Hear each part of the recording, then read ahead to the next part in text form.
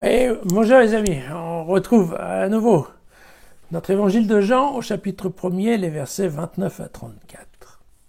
Le lendemain, il voit Jésus qui vient vers lui et il dit « Voici l'agneau de Dieu qui enlève le péché du monde. C'est de lui que j'ai dit, après moi vient un homme qui m'a devancé parce que avant moi, il était. Moi-même, je ne le connaissais pas. Mais c'est en vue de sa manifestation à Israël que je suis venu baptiser dans l'eau. » Et Jean porta son témoignage en disant « J'ai vu l'Esprit tel une colombe descendre du ciel et demeurer sur lui. Et je ne le connaissais pas. Mais celui qui m'a envoyé baptiser dans l'eau, c'est lui qui m'a dit « Celui sur lequel tu verras l'Esprit descendre et demeurer sur lui, c'est lui qui baptise dans l'Esprit Saint. » Moi j'ai vu, et j'atteste qu'il est lui, le Fils de Dieu. Voilà un passage en fait très important de l'évangile de Jean.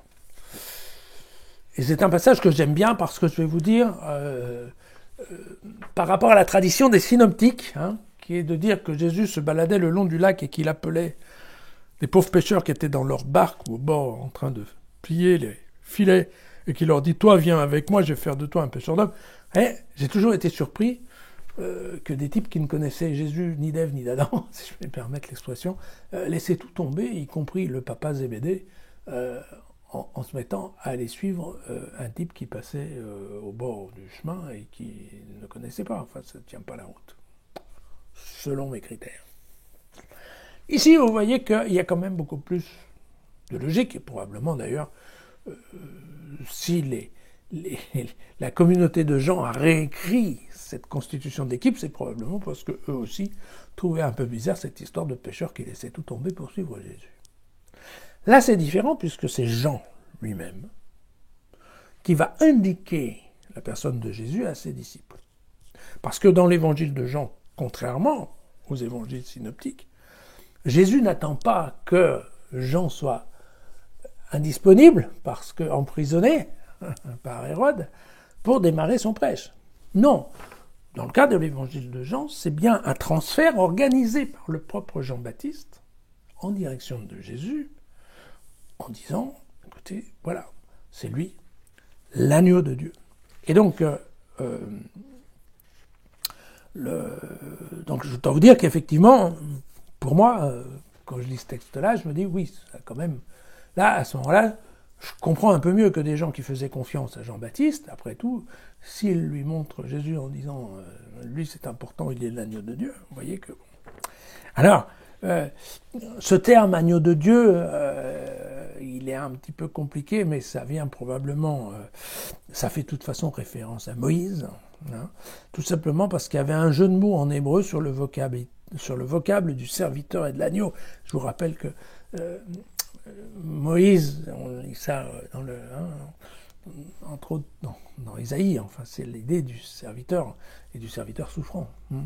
Donc que le serviteur soit considéré comme l'agneau, vous voyez que ça marche bien. Donc c'est une façon de faire référence en effet à Moïse, à moins que certains d'autres disent non, mais c'est...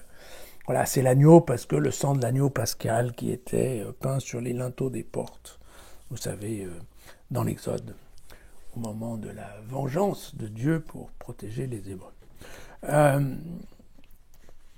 Écoutez, ce passage, bon, on verra la suite demain, parce que effectivement, chez Jean, la constitution de l'équipe ne se fait pas en une seule journée, mais en 2 jours.